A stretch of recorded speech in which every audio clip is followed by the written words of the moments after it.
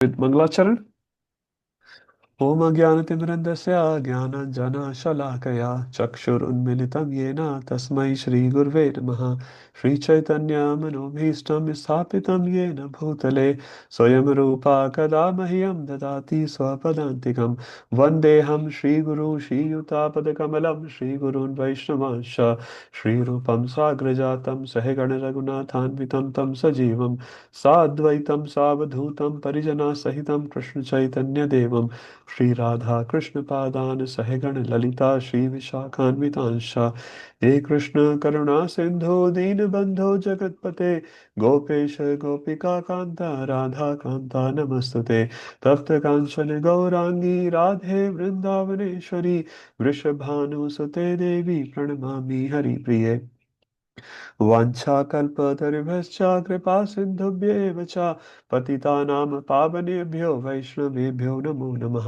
जय श्री कृष्ण चैतन्य प्रभु नित्यानंद श्री अद्वैत गदाधर श्रीवासादि गौरभक्तवृंदा हरे Krishna Krishna Krishna Hare Hare Hare Ram Ram Ram Hare Hare Hare Krishna Krishna Krishna Hare Hare Hare Rama, Rama, Hare Hare, Hare Krishna, Krishna, Krishna, Hare Hare, Hare Rama, Rama, Rama, Hare Hare. Jagat Guru Srila Prabhupada ki jai. Hare Krishna. Okay. So we did last week from verse 32 onwards. Just do a quick revision and then we go to the next one. I'll not read the whole verses, maybe some I'll do. If someone wants to just raise some good points, verse 32, Kim Rajyan Govinda Kim Bhogar Jivten Va Ye Samarthya Kamshtan Rajyam Bhoga Sukhanicha. Anyone, some quick points. Anand Prabhu?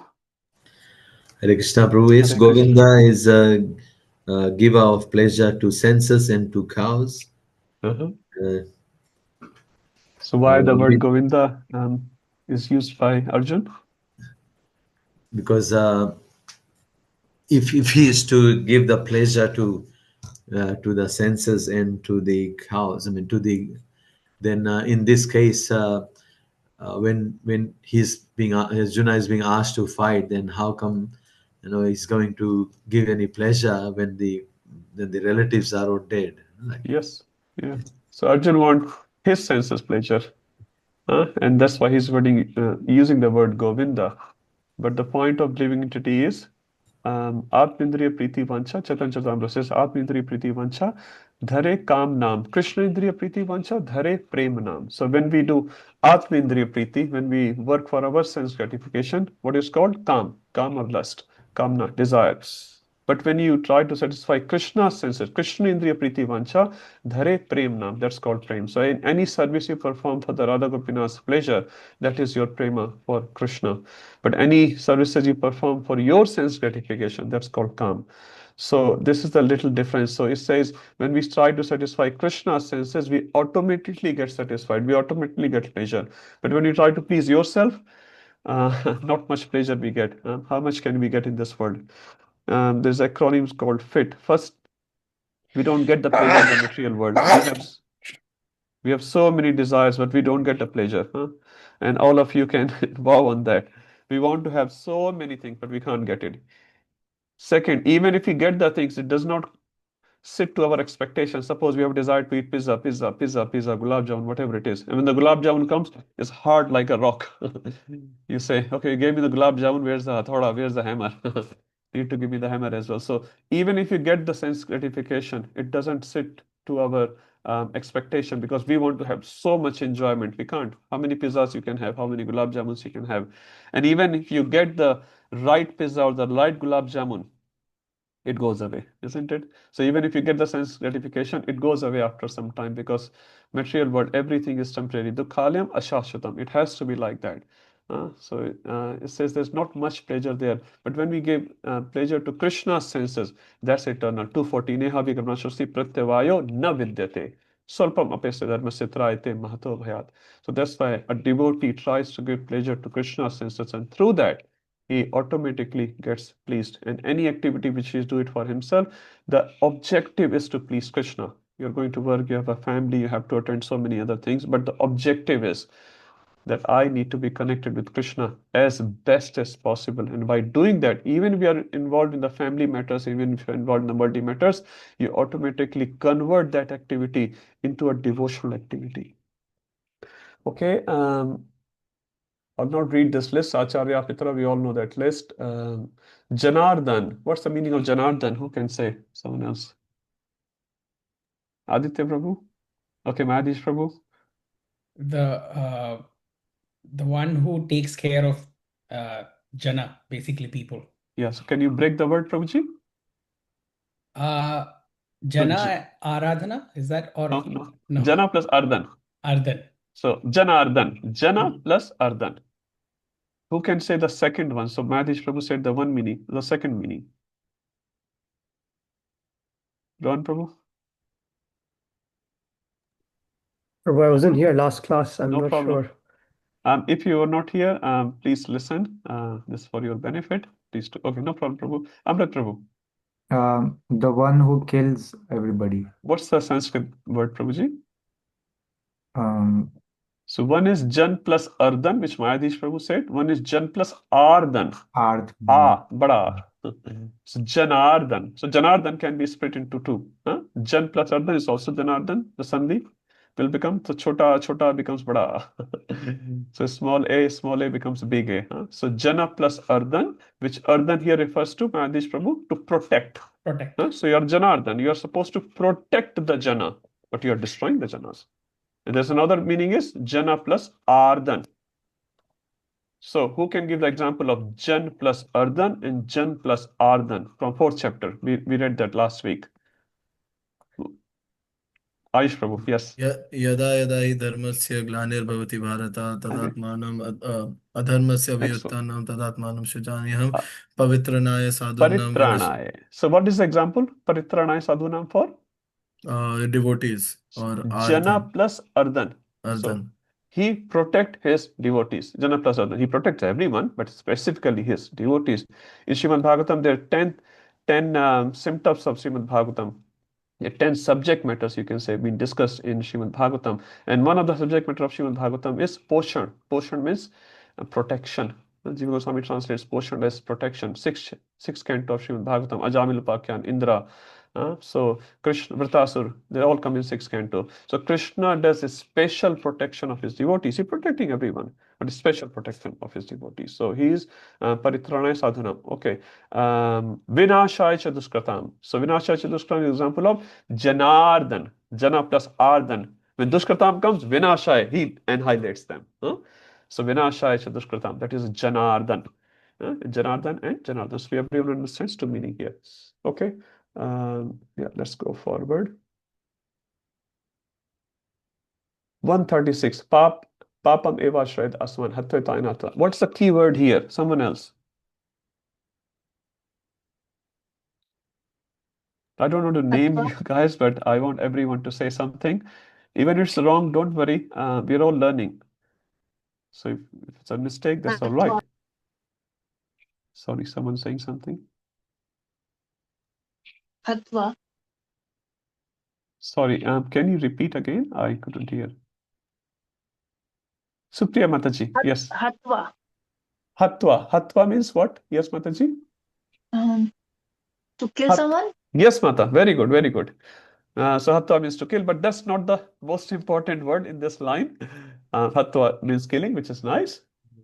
Prabhuji, So, Eva, that like Eva, sins we will discussing last time that Thank the sins will be 100% like certainly. Thank you. Eva माने certainly होगा ही होगा. Example Mata, Surpi Mata ji. एक shloka, you know that shloka. I'm 100% sure. Even Nimai knows that. अब प्रभु जी ऐसे पूछोगे तो वैसे याद है.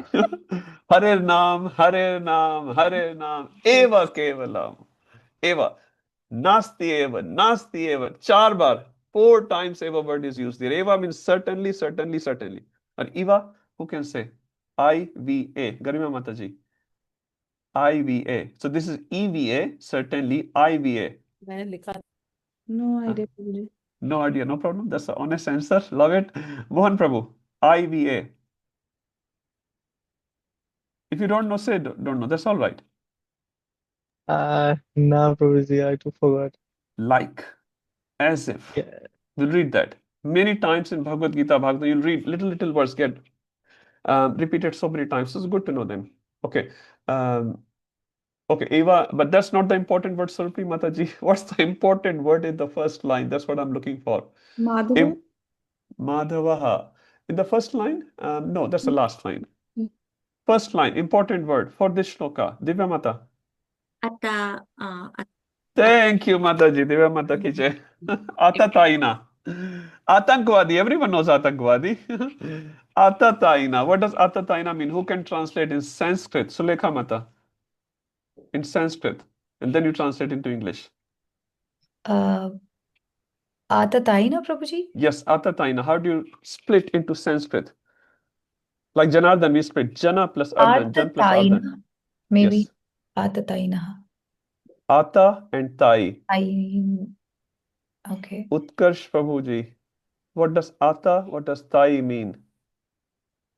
Guruji, I don't know what it means like separately, but we Yes. use the word atatai very oftenly to describe a tyrant, somebody who Yes. performs tyrannical activities. Yes, that is correct. So Ata Tai, I'm not Atankvadi. sure what's the Sandhi Vichhed exactly. Ata means stretched and Tai means bow. One who comes with a stretched bow.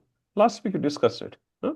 One who comes towards you with a stretched bow, ready to attack on you. They are called Atatai. How many types of Atatais are there? As per purport. You can read, that's all right. Apeksha Mataji. 6 times. You can read it, that's all right. 6 types of Can you repeat, Mataji? 6 kinds The- of yes, Mataji, can you repeat from Prabhupada purport? a poison giver, one who sets fire to the house, one who attacks with deadly weapons, one who plunders riches, one who occupies another's land, and one who kidnaps a wife. Thank you, Mataji. So do you think as per this definition, Kauravas are Atatai? Yes. Apeksha Mata? Yes? Last time you mentioned how Kauravas has done all of this. Yes, can you give Not one only- example, Mataji? Did they give poison? Yeah, like Duryodhan gave poison to him. Thank you, Mata. Nandini Mata, second one who sets fire to the house. Example, quick. So the Madhish Prabhu answer is yes. Yes, Yeah, Nandini Mata, please go on. Kauravas, Duryodhan arranged a wax fire, so that was built with wax Yes, and Mata. flammables that was Yeah. caught on Do you fire. remember the name, Mataji? Of what? Sorry, Prabhu? Name of that palace? Lakshagraha. Lakshagra, yeah. Laksha se bana hua. You Yes, said the yes. word, that's right. Lakshagraha. It's good to know. Yes. Okay, third one. One who attacks with deadly weapons. Number 3, who can give example? Quick one. One who has not spoken. Salan, okay, he's walking. Premanand Kirtan Prabhuji.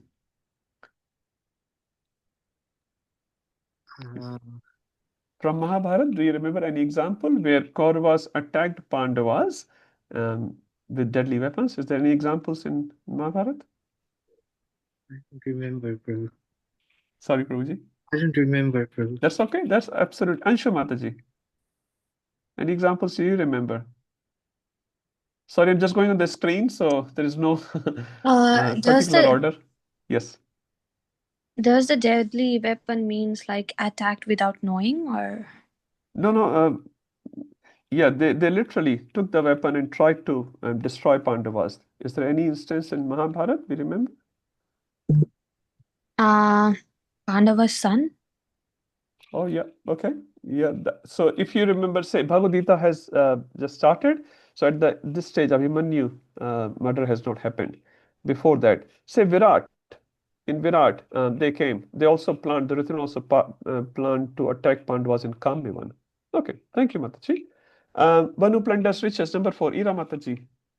Or Acharya Nishtha Prabhu. Anyone. Or one by one, you can say 4 and 5. The one who takes the Riches. Any examples from Mahabharata, Prabhu? Not that I can remember, Prabhuji. Okay, Ira Mataji can help you. I don't No remember. problem, no problem. Next one who occupies others' land. Do you remember this one? They're both interrelated, actually. That's definitely Duryodhan.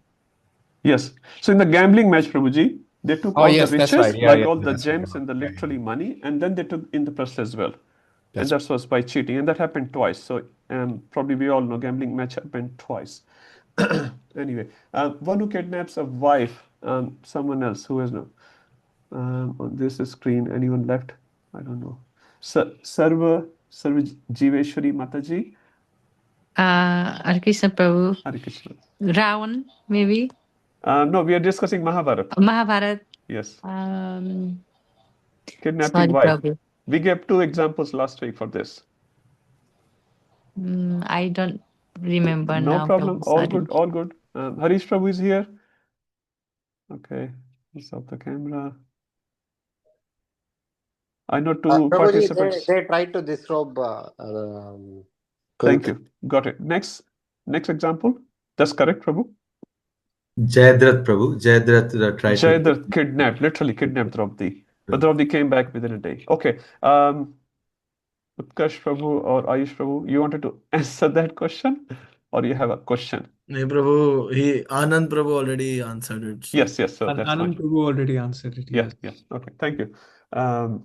It's just good to discuss. I like, two-way discussions, not one way. If I just speak, so this says by participating, you remember 65%. By listening, you only remember 20%. And after one day, you only remember 5%. So I'm not sure how much you will remember.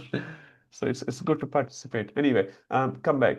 Now, one more important word here was, so Atataina we built Ashrayed. So we are taking Ashray of what? Papa. So we are taking Ashray of Papa. So Arjun is quite a saintly character here.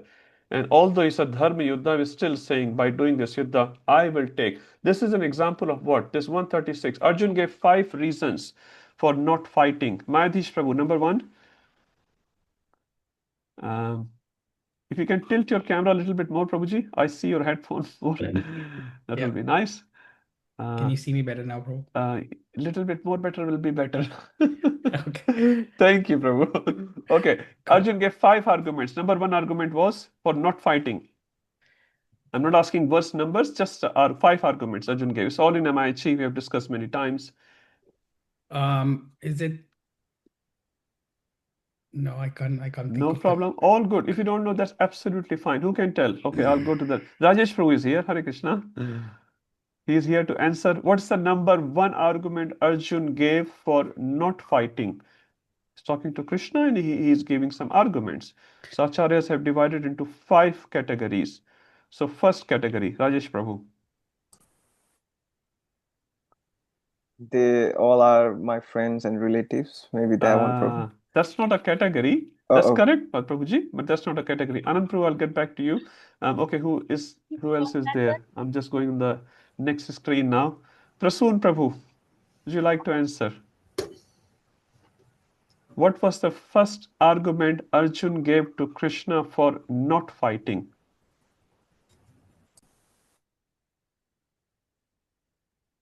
That he was like really compassionate to. Thank you, Prasoon Prabhu ki jai. He was compassionate. Arjun was very, very compassionate. Thank you, Prasoon Prabhu. Okay, second argument. Who can give? Kitu Prabhu? Huh? Enjoyment. Loss of enjoyment. Thank you, Garima Mataji. Third argument. Quickly now. Now we are... Fear of sinful reactions. Fear of sinful reaction. 4. Thank you, Mata. You have learned everything. Destruction of the dynasty. Destruction of the dynasties. Thank you. And Aditya Prabhu, last one. Indecision. Thank you. Hari Bol. All glories to you. This is how we remember, okay? So it's all written here. I'm not telling you something which is unique. Compassion, enjoyment, sinful reactions, destruction of dynasty, and indecision, which I haven't read yet, but these are the 4 arguments given in chapter 1, 1 argument given in chapter 2, which we'll probably read today. So my question was 136 comes where? So you don't have to remember. If you read the verse, you'll know actually which category it is. All you have to remember the Papam eva shrayat asman. So we are going to take shelter of Papa. So that fits under which category? Sinful reactions. So Arjuna is fearful of sinful reaction. So you see here 136 is the first verse where he's giving this argument. So it's very easy to remember. Just you read the verse, you'll remember. So all you have to remember these 5 categories, and you will read Kripya. Kripya refers to compassion. So wherever you see this word Kripya, Kripa, compassion, then you know it's a compassion argument, enjoyment argument. If I kill, how are you going to enjoy? Kim Rajyan Govinda, Kim Bhogarji Tenva. That's all enjoyment argument. And then we see Papam argument, sinful reactions argument. And then we see Kul Chaya Pranashanti, Kul Dharma Sanatana, Kula Dharma, Kula Dharma. Kul Dharma is coming, that is destruction of dynasty arguments and indecision. We'll read today. Mayadish Prabhu, all good? Now we know all 5 arguments. Who Yes, can tell me Prabhuji. all 5 quickly? Not Garima Mataji, someone else. Anyone? Preeti Mataji is here. Hare Krishna.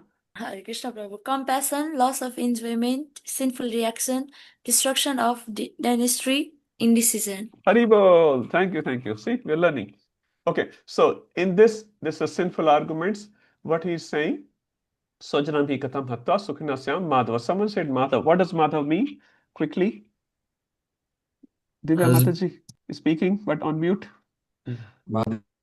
Husband of goddess of fortune. Okay, more.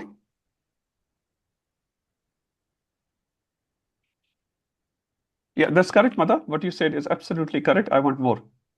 No. Who can say, Mother? Who never brings misfortune to his devotee. Thank you, Sulekha Mataji. Prabhupada writes that meaning as well. Mo? Madhav Ritu is also there, right? Madhav Ritu, Basant Ritu. So wherever Krishna is present is always Madhav Ritu. So if you want your life to go on very pleasant, in which season you should be in? Madhav season, which is Krishna. So if Krishna is there in your life, that means you are okay. Someone was saying if Gaur-Nita is there in Gauranga Mahaprabhu wears which color? Pila, yellow. And Nityanand Prabhu wears which one? Nandri Mata? Blue. Blue. If you combine blue and yellow together, what you get? Hara, green. You want greenery in your life? Yes. Get Gaur-Nita in your life. So if Gaur-Nita is there, greenery is there. If Madhav is there, Gopinath is there, greenery will be there. But without Madhav, oh, it's only rocks. The rocks of the material world. Frustrations, disappointments of the material world. So wherever Madhav is there. Anyway, a lot more meanings are there. Let's move forward. Yadipetena Pashyanti Lobo Apatachesa. So important. Lobo Apatachesa. Who can say? Can you someone translate this? Who hasn't done as yet today? Everyone has to say at least one answer. Priya Mataji, Hare Krishna. Would you like to try? You can read. That's absolutely fine. Reading is no problem. You can all allowed to read your notes, read Prabhupada purport, read synonyms. This is why we are here. So Lobo Ahapatachesa, what does it mean? Because it's very important for us. It's a learning for us. Lobha, what does Lobha mean? Lobha. Lobha means? Lobha means love, greed. Thank you, Mata. Apahat.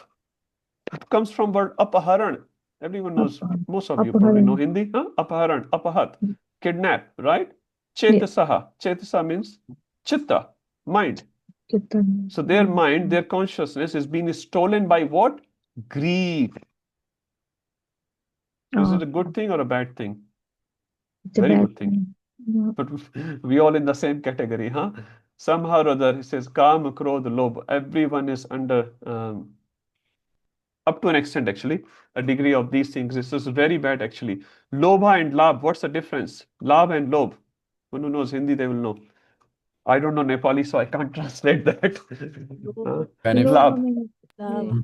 Love is profit. Thank you. And lob is greed, obviously. Greed. So people start working for labh, Yeah. profit. Profit ke liye kaam kare. Karo, no problem. You're allowed to. But when labh becomes lob, you will not realize. So not too much labh. Because once you get in that cycle, then it becomes greed, and then you perform some sinful reaction. People do so many shortcuts just to earn some extra money, or to get some other things done. So lobho, if lobha comes in our consciousness, it's not good. What it does, it kidnaps our consciousness. We cannot think properly because always we are thinking about, say, money consciousness, for example. Not good. So here, Arjuna is saying about Duryodhana and other parties, their chitta has been abducted by Lobha. They want so much Rajya, so much Rajya. They could have given just 5 villages. No, I want everything. Now, the second argument comes in this verse, Kulachaya Kartam Dosham. So, Kulachaya argument is coming, destruction of dynasty. You can read these words and you will know which category we are talking here. Kulachaya Kartam Dosham. What's the significance of this third line in the verse 37? Anyone can say? Destruction of dynasty. Destruction of dynasty, that's correct translation. More?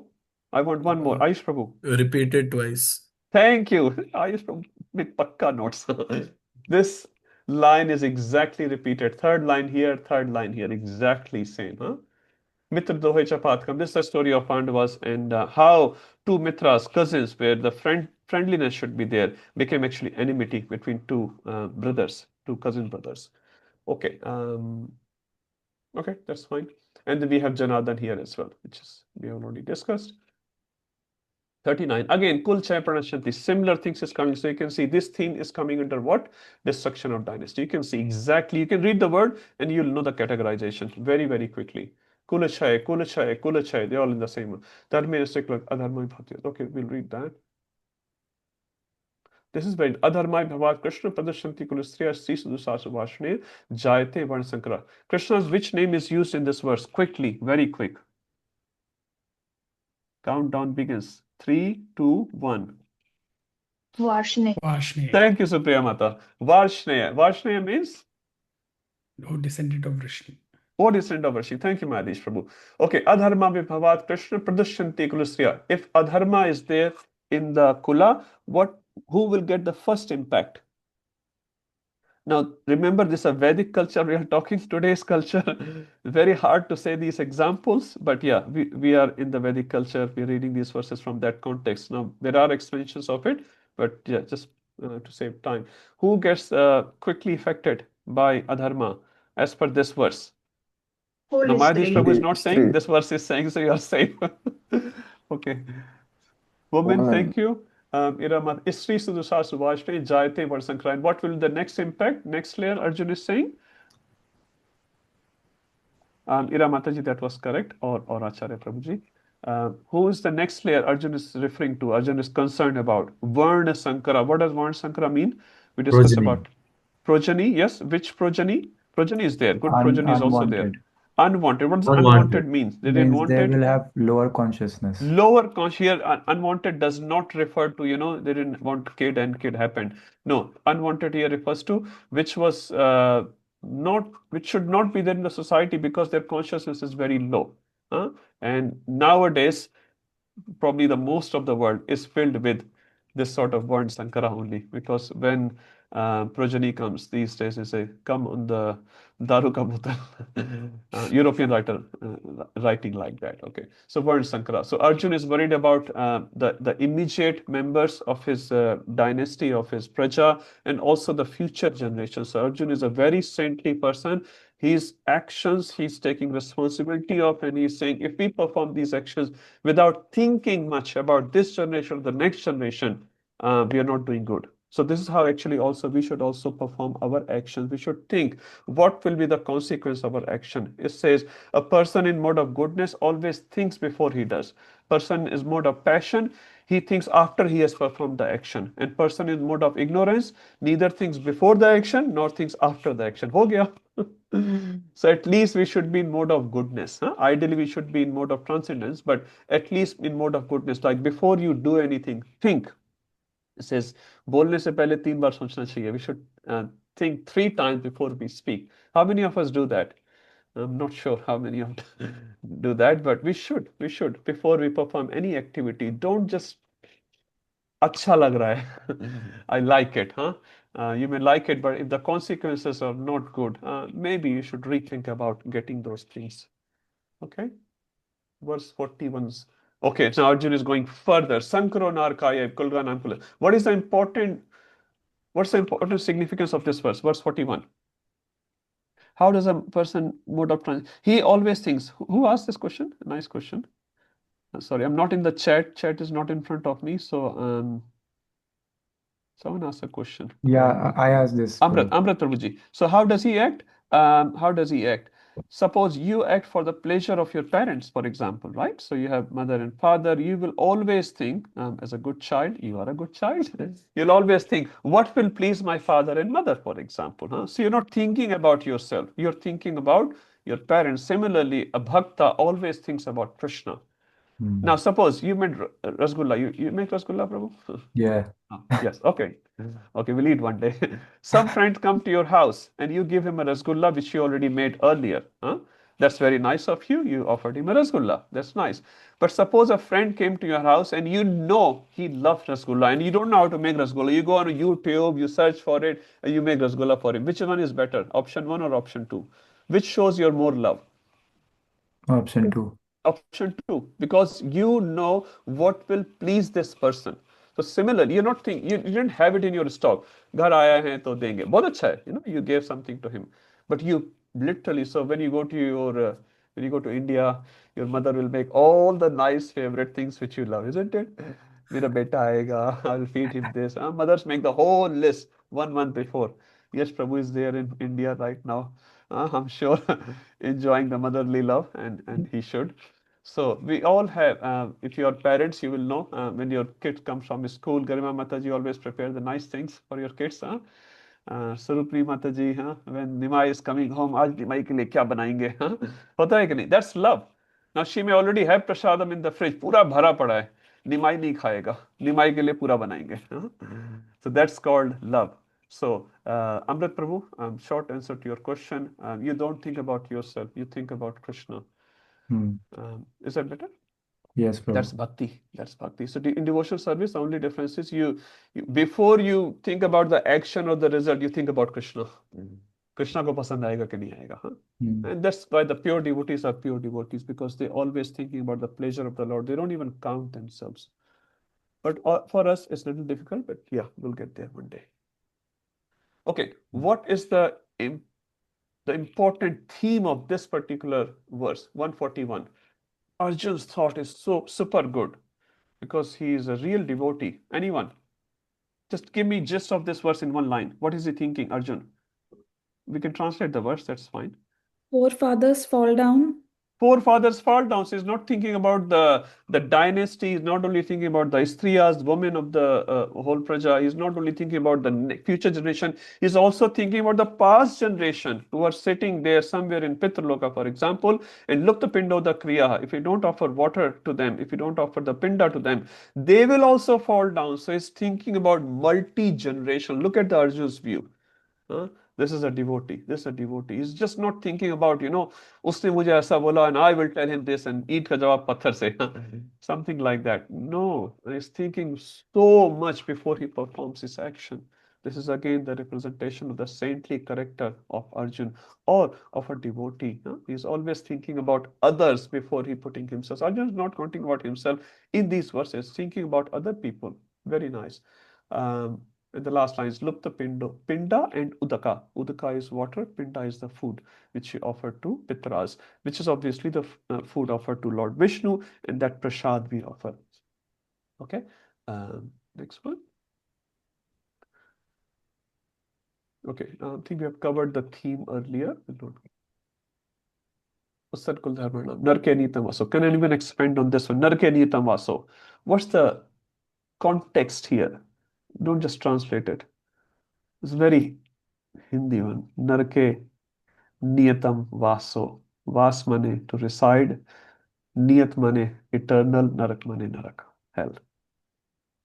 What's the meaning here? What did we discuss last week? Prabhu, now Arjun has explained about, all the layers. So starting from women to children, then to Pitras. Now he is in this, he's now talking about himself now. So he's saying, what will happen to me after this happens? So he's saying, even I will fall to hellish planets. So that's the Yep. Narke Niyamo. Thank you, Mataji. Very nice. So you're saying, if I perform those actions, what will happen to me? Krishna Alova Mataji, can you expand more on this one? You're right. So far, absolutely right. What does niyat mean here? Niyatam.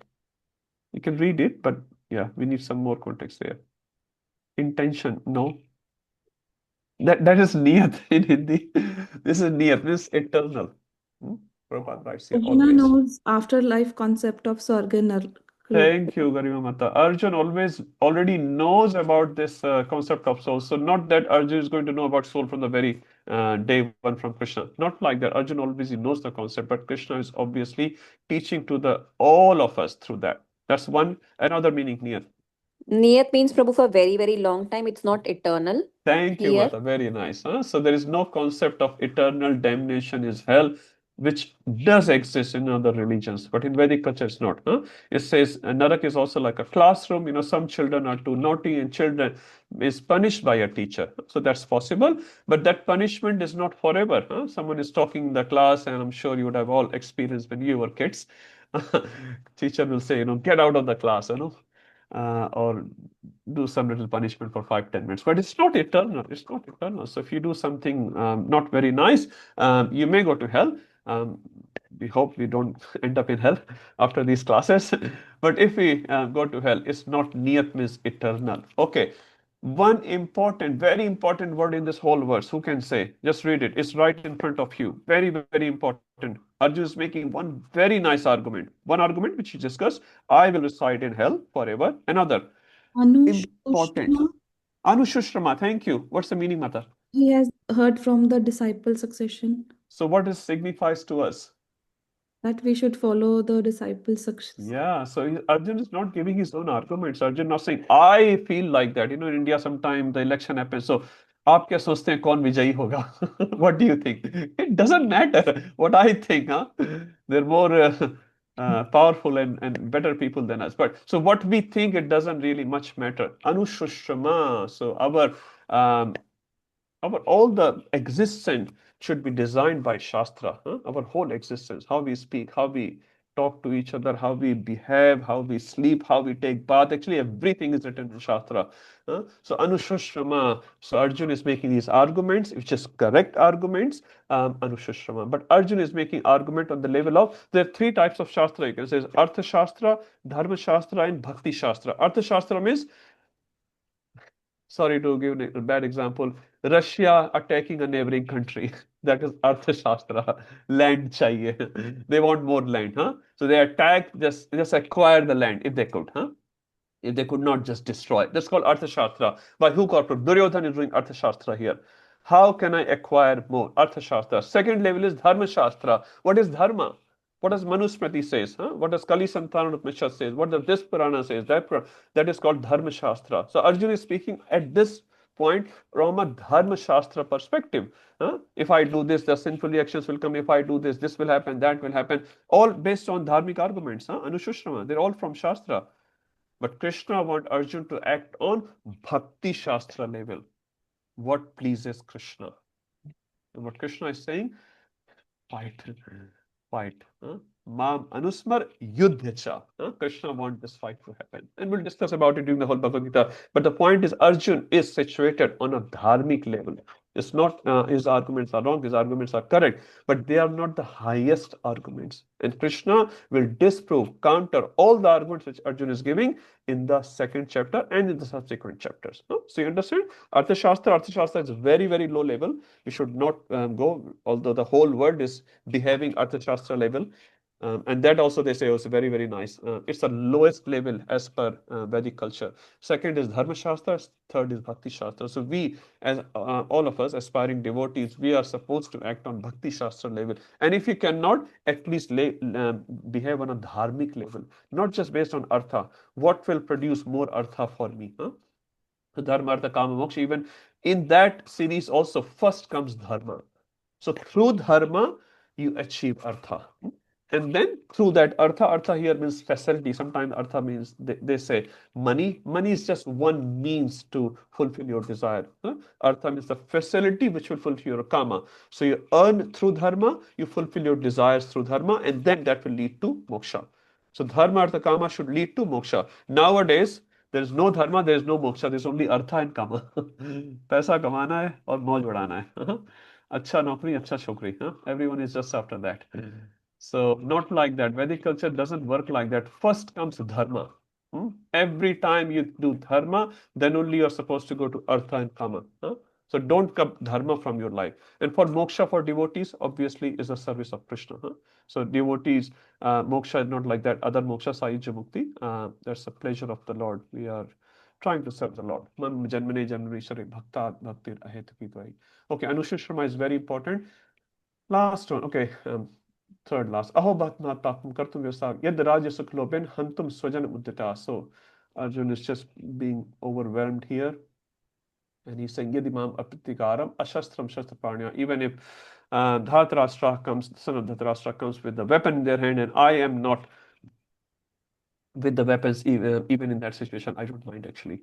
So when Kshatriyas are fighting, there should be three qualities, three things present. Aditya Prabhu, what are the three things when Kshatriyas fighting should be there? They should be, quickly. They should Okay, be armed. Someone fully said equipped. armed. Very nice. Yep. Equipped. Yep. Yeah. Equal. And Equal. They should equal, be yes. equal. If you're a Equal, Bhishma Pitama, Bhishma Pitama is not going to, पैदल के ऊपर नहीं attack करेंगे. They cannot. Equal, equipped, and third one, someone could say quickly. Alert. Alert. So the answer is so equal, equipped, and alert. So there should be equal fighting with each other. They should be equipped. If other has gada, I should also have gada, or other person will give me opportunity to pick up my gada. And we see in many, many battles it happens like that. Unless Ashwathama, he killed one Akshorni Sena sleeping, and he was very condemned for that act, very much condemned. Nowadays, everyone is most like Ashwathama. Somehow or other, just kill the enemy, kill the enemy. Very, very bad. This is not Kshatriya, this is Shudra. This is Shudra mentality. So Kshatriyas don't fight like that. Kshatriyas, they give Prithviraj Chauhan, the Kshatriya. When Mahmud Ghaznavi came, 17 times he forgave. And that was actually a mistake. 17 times he forgave. And 18th time he got Prithviraj Chauhan. And he broke into his eyes. Anyway, so Kshatriyas always equipped, they are equal, and they are alert. Yeah, if you're a Kshatriya, fight like that, not adharmic fight. Okay, last verse of this chapter. This is a nice verse. Evam uktarjuna sankhya ratho upavishad vishajya sasram chapam shoka samignaman saha. Utkarsh Prabhu, would you like to translate this? Sanskrit. Evam uktva. So Evam Uktva, thus saying, Arjuna. Thank you, Arjuna. Sankhya in the battlefield. Thank you. Ratha. Ratha Upasthita, with the chariot. Rath ke upar upasthit. Yeah, situated on the chariot. Upavishat sat down again. Sat down, okay. Visaj. Putting aside Sa Sharam. Sa Sharam along with the arrows. Chapam, the bow. Chapa parajitaha, chapa, tai. They're different words. Shoka. By lamentation, samvigna, stressed, manasaha, within the mind. Like you were reading it. That's all right. I thought, he's telling every single word. Actually, last class, actually, I am very embarrassed to admit it. So I didn't check the message properly on the group. I thought it was just a regular message about the update for the next class. And the class had already happened on Monday, and I didn't know that the class has already happened. Wednesday, I'm just sitting down with Tilak and everything, and I realized that there's nobody in the class. Hare Krishna. Then I realized, oh God, okay, I've made. Please check your messages. We don't send unnecessary messages in this group. That's why it's admins only. We only send 2 messages. So please read. No problem. It happens sometime. Okay, so last verse is saying, Sanjaya said, so Sanjay, why Sanjay is saying that, not Arjuna? What's the principle here? When action is happening, who will describe? They need a sub-commentator chahiye. Who will describe the commentary. Sachin blew a 6 shot.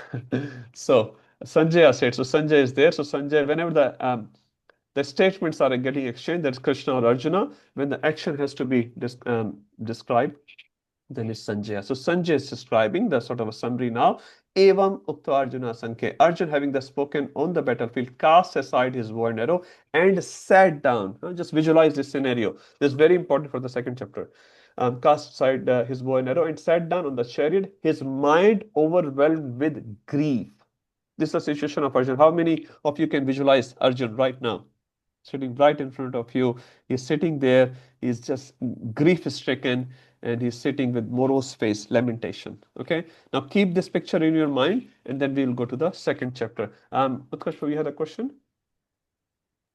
No, Prabhu. Apparently, Zoom automatically raises a hand on the screen if you raise it enough for like 10 Oh, seconds. really? Yeah. Hare Krishna. Too much smartness. Okay, now I'll give you a little context for the second chapter and then we'll go to the first chapter. What was the name of first chapter in Sanskrit? Who can say? Many scholars here, some other people. Meera Mataji? Vishad Yoga. Okay, okay. Vishad Yoga? Who's Vishad Yoga? My Vishad? Your Vishad? Arjun Arjun Vishad. Arjun Vishad. Vishad Yoga. Thank you, Arjun Vishad Yoga. Nandini Mataji, what's the second name of this chapter in Sanskrit? I've already discussed about it 2-3 times. That's why I'm asking. Not out of syllabus question. Okay, in English, Sanskrit, whatever Mata you're comfortable with. That doesn't matter. I just want to Check get. on my notes. 1 second. No problem, Mata. All good. Mahesh Prabhu, Jaldi. Observing the armies on the Thank battlefield. you. Which is what Prabhupada gave actually. Now, why observing the armies is there? How many verses are there for observing the armies or Sanya Niriksha Yoga? That's also a valid name. Huh?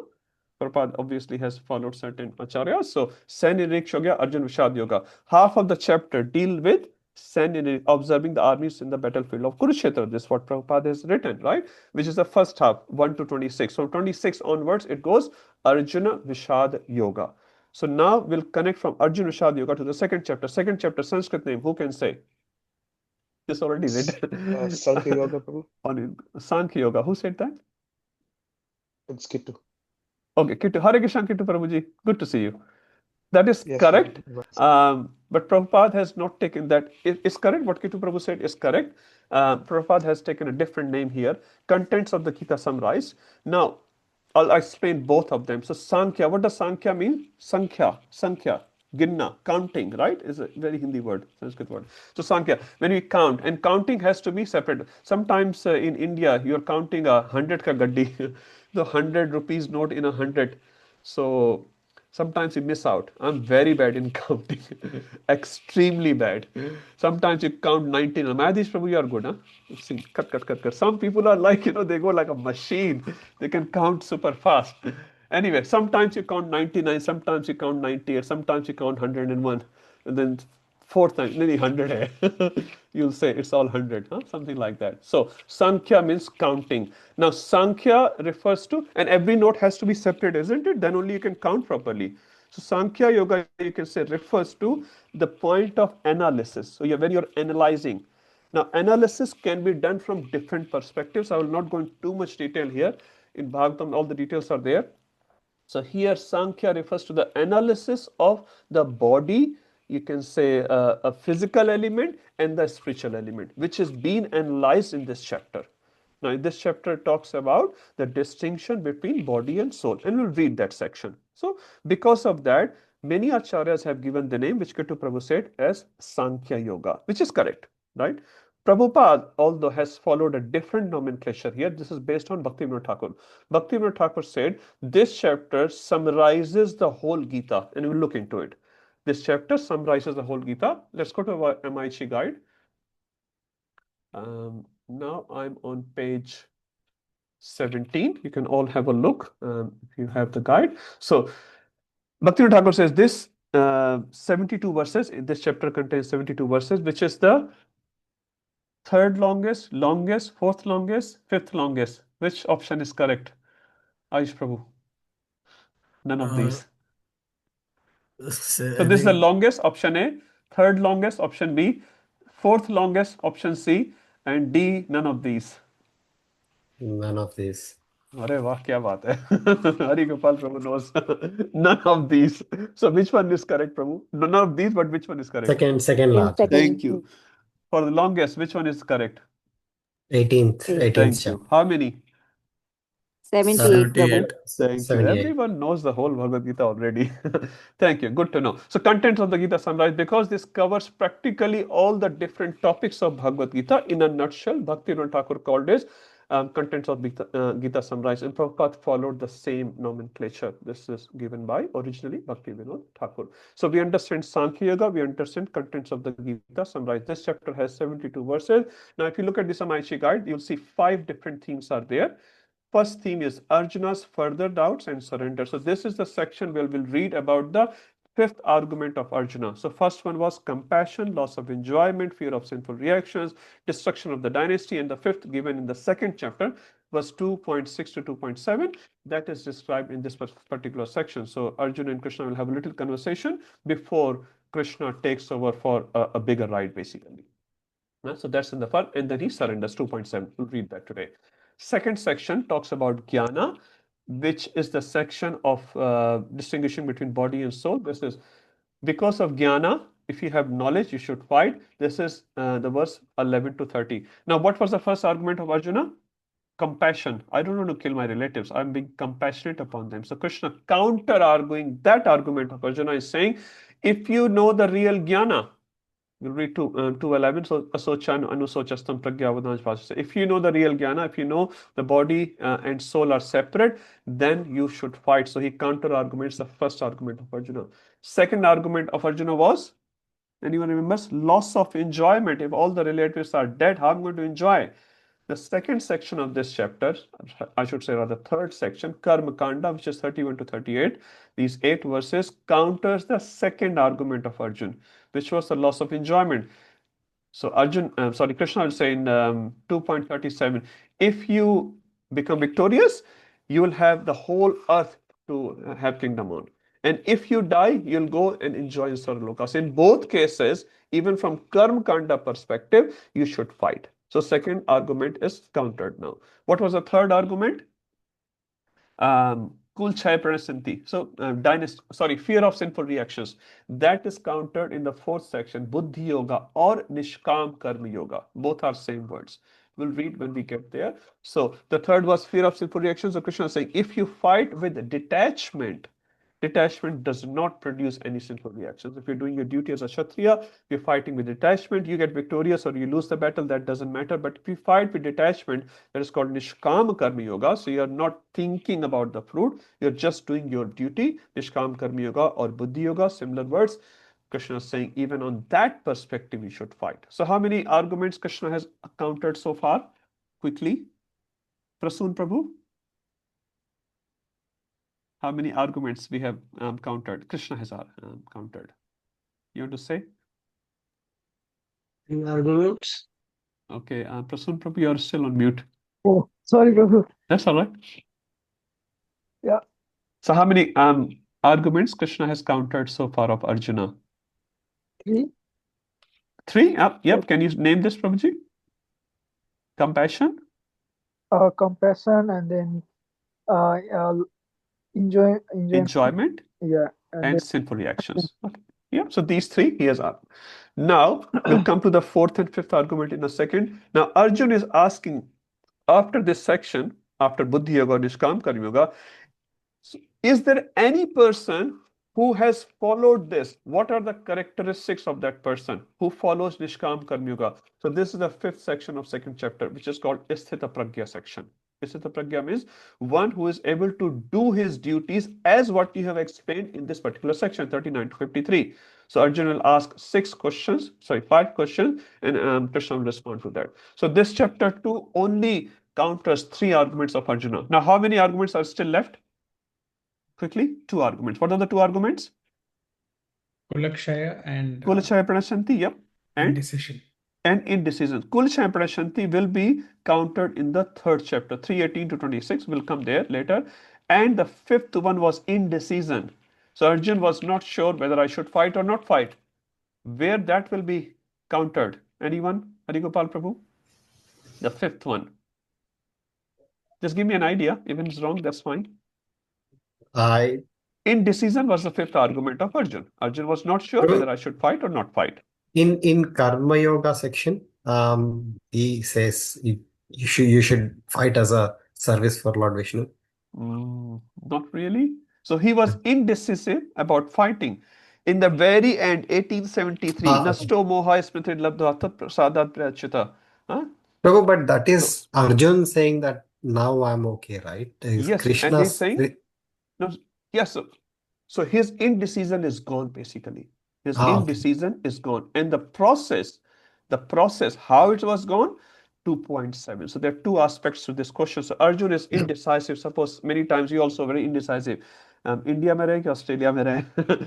Should I reside in India or Australia or Nepal? Should I do this or that? So that indecisiveness is very, very bad, isn't it? Takes up so much of your energy. Should I do this or that? Yeah. So one is the process and one is to reaching to a proper decision, right? So the process is take shelter of Guru. So take Yes. shelter of Guru, Sadhu and Shastra, take guidance from them.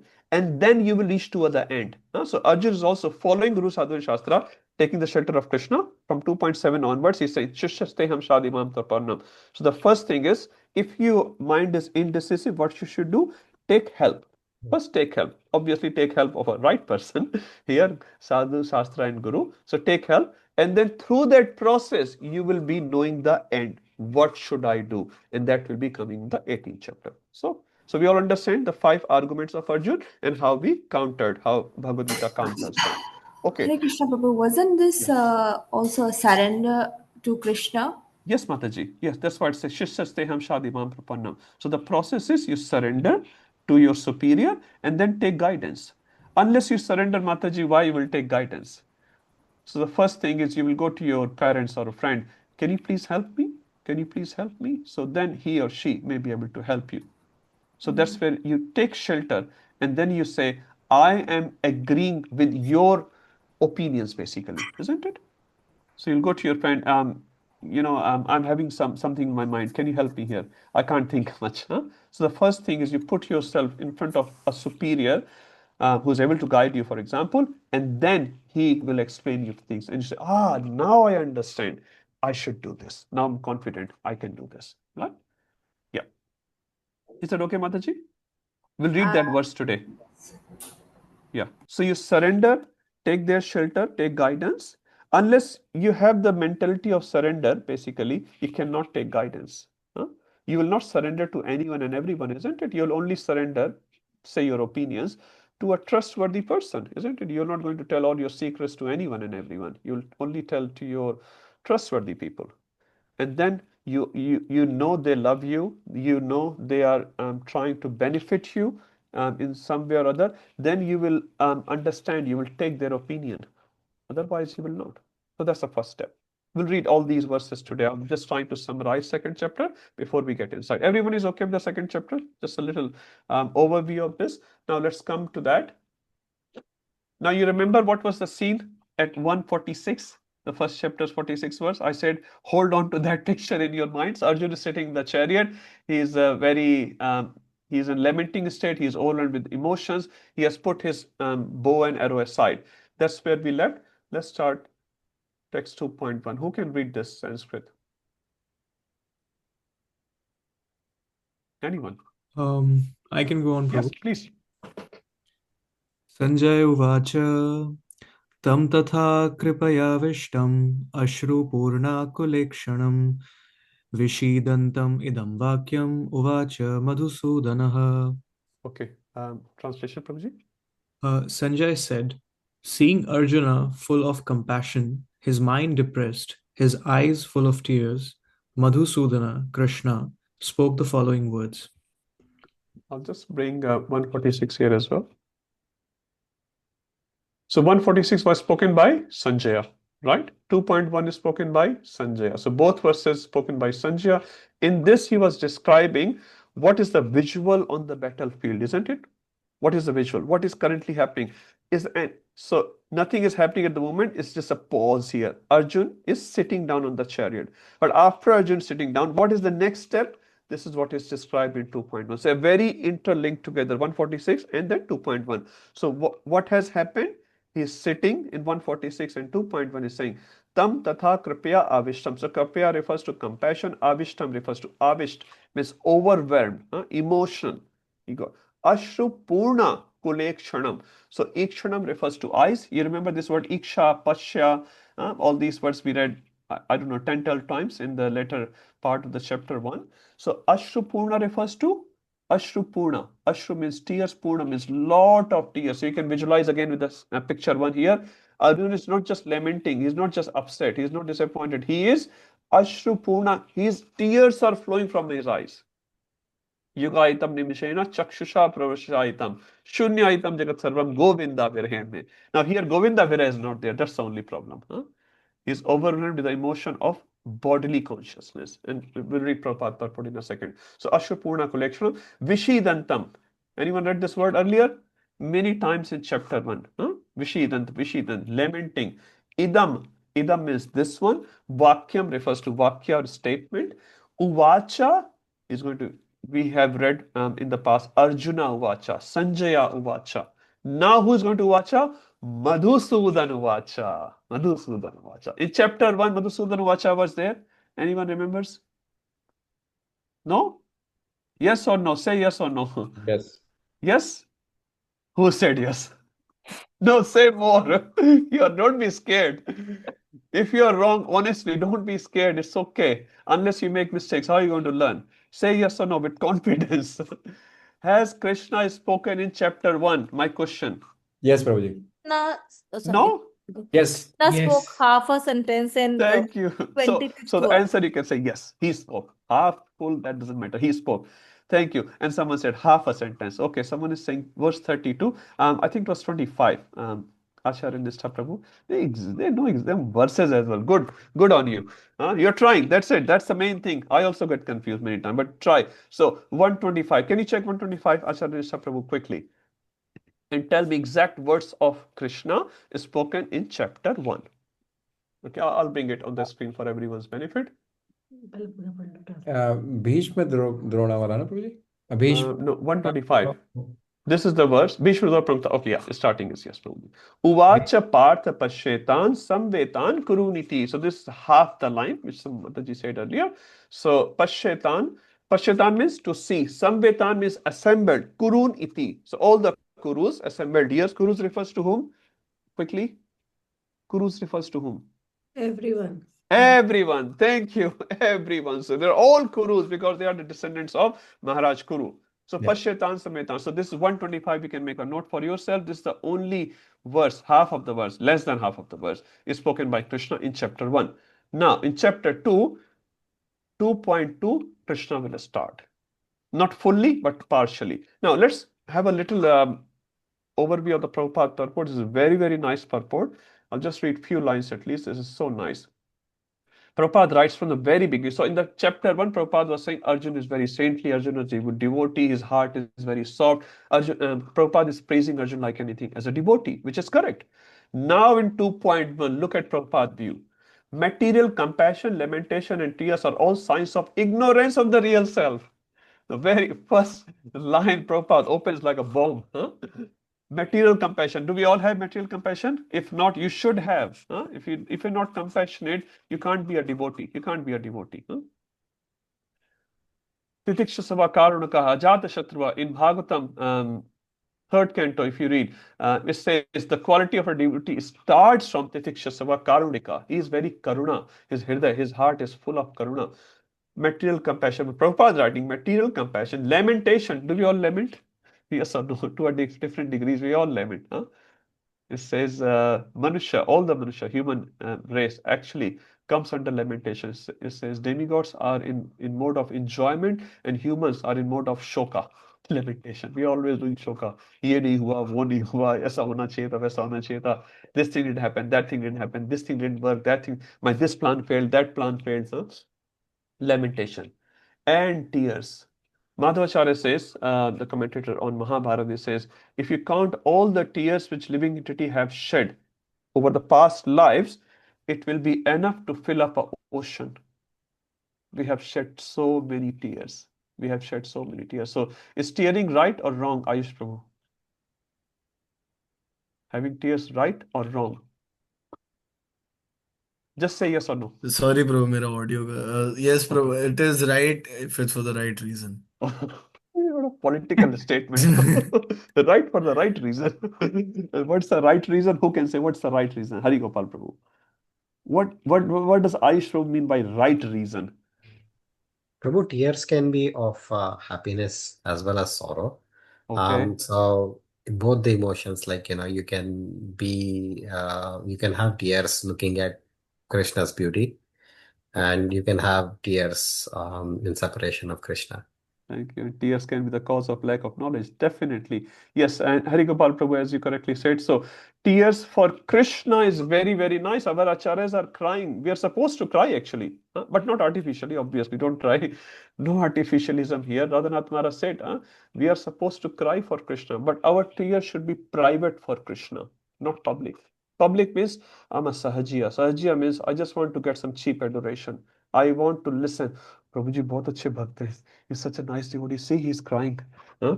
We want to get adoration. Huh? So we are not here to receive adoration from others. We are here to please Krishna.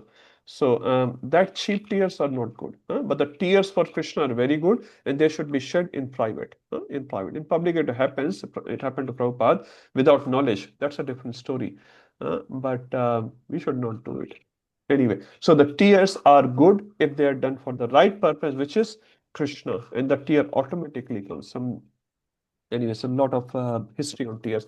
But Prabhupada is saying material compassion, material lamentation, and material tears, you have to read the word correctly, are all signs of ignorance of the real self. So if you are doing all that, is Arjun doing all that? Let's look at it. So Arjun is Kripya Vishtam, that is material compassion.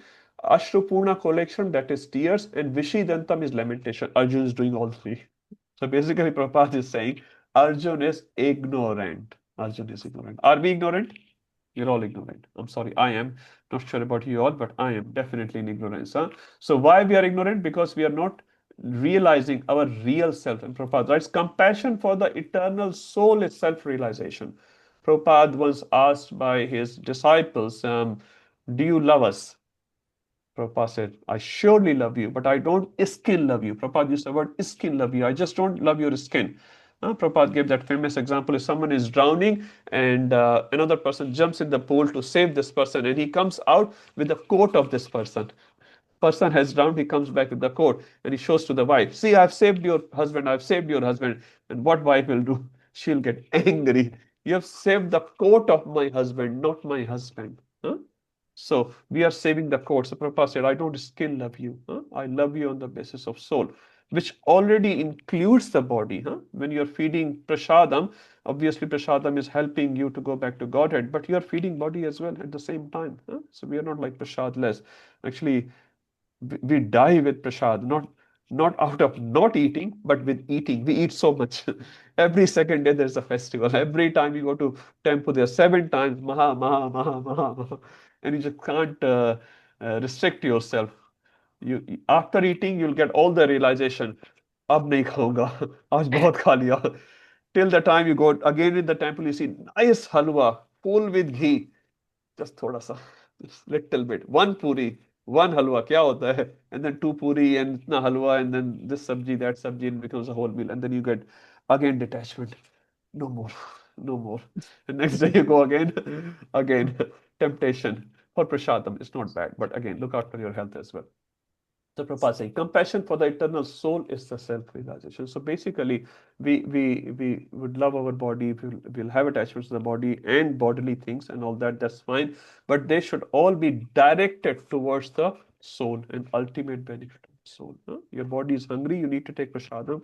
Your body is tired, you need to take some rest and all that. That's absolutely fine. But the ultimate goal is not just to keep sleeping. How much can you sleep? Bear does better than you, isn't it? How much can you eat? Hathi, elephant does better than you. He eats 2 tons a day. How much can you eat? I mean, how many chapatis you can have? Prabhupada said about sex life. He said, how much can you do? Pigeons are better than us. Pigeons done 42 times a day. How much can you do? Ahar, Nidra, Bhai. Bhai, we are always in Bhai anyway. Maithun. So all these 4 things. Animals are much better than us. Dharme nahina, pashabir samana. But if you don't have dharma, then you're like Pashu. You're like Pashu. So compassion for the eternal soul, Prabhupada is writing, is the real compassion, and that is called self-realization. The word Madhusudan is significant. Who can say the meaning? Amrit Prabhu, I'll come back to you. Madhusudan meaning, anyone? Anyone? We have read it many times in chapter 1. Killer of Madhu. Killer of Madhu, what does it mean here? What's the significance of this here? You have killed the demon called Madhu. Now you kill the demon of my mind, because my mind is haunted with the demon of doubt. We all get haunted with the doubt. We all get haunted with the doubt. So many doubts, so many doubts. But one thing we should not doubt, Krishna. And many times we doubt even Krishna, we doubt holy name, we doubt Shastra, we doubt our Guru, we doubt our Sangha. My situation of the life is much higher than what you understand. No, we don't understand actually much. Shastra is aparushaya. Guru is not a normal purusha. Krishna is eternal. His holy name is eternal. His holy name, Nitya Shuddho Purna Mukto Abhinattam Namanamino. Padma Purana said, Nitya Shuddho. This is completely Shuddha and Nitya Mukto. So, but we doubt on all these things. We doubt. How come? Ajamil chala gaya, hum nahi jayenge. If Ajamil can go, that's the whole summary of the. If Ajamil can go, such a sinful person, so we are not at least knowingly performing those many sins. So we should have Shraddha, we should have faith. So Madhusudan here refers to, please kill the demon of my mind right now. Lord Krishna killed the demon Madhu, and now Arjun wanted Krishna to kill the demon of misunderstanding that had overtaken him in the discharge of this duty. No one knows where compassion should be applied. Again, except you're a devotee, you don't know. Compassion for the dress of a drowning man is senseless. A man fallen in the ocean of nescience cannot be saved simply by rescuing his outward dress, the gross material body. One who does not know this and laments for the outward dress is called a Shudra. No, as per this definition, we're all Shudra. No, you may have Brahman initiation and all that, but see, because we lament. One who laments unnecessarily. Arjun was a Kshatriya. This conduct was not expected from him. Very nice purport.